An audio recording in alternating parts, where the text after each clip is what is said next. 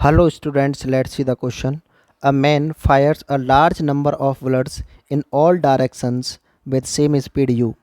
The maximum area on the ground on which these bullets will spread is. तो एक यहाँ पर person है, बहुत सारी बॉल्स को इस तरीके से ऑल डायरेक्शन में थ्रो करता है। तो इस तरीके से अगर 3D में देखोगे तो इस तरीके से बॉल चारों तरफ फैल जाएंगे। अब वो कह रहा है कि मैक्सिमम एरिया कितना आएगा, यानी कि जो मैक्सिमम एरिया बनेगा ये सर्किल का एरिया बन जाएगा। लेट से यू वेलोसिटी से फेंक रहा है किसी एंगल थीटा पर। तो ये जो एरिया हमको फाइंड आउट करना है, मैक्सिमम एरिया कितना बनेगा, ये हमारे पास एक एरिया जो बनेगा वो सर्किल के फॉर्म में बन जाएगा। और इस सर्किल की जो रेडियस होगी वो आएगी रेंज ऑफ प्रोजेक्टाइल। तो यहाँ से हम रेंज ऑफ प्रोजेक्टाइल कह सकते हैं R equal to u square sine 2 theta by जी।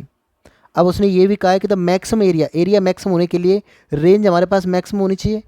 और रेंज मैक्सिमम होने के लिए हम जानते हैं कि साइन 2 थीटा क्या होना चाहिए, मैक्सिमम होना चाहिए, क्योंकि बाकी सारी चीज़ें सेम है।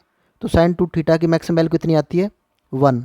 तो यहाँ से कह सकते हैं 2 थीटा कितना होना चाहिए 90 डिग्री, यानी थीटा कितना होना चाहिए 45 डिग्री। ये आपको डायरेक्टली याद रखना है कि हमको रेंज जब भी मैक्सिमम चाहिए एंगल कितना होना चाहिए 45 डिग्री।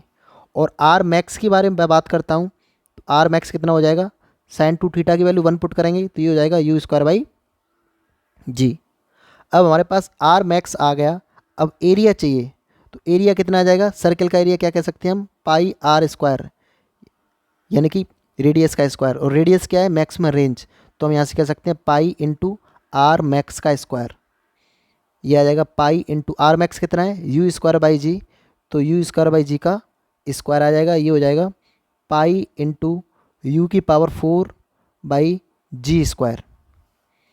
तो पाई यू की power 4 upon G square. Option C is your correct answer. I hope you got the answer. Thank you.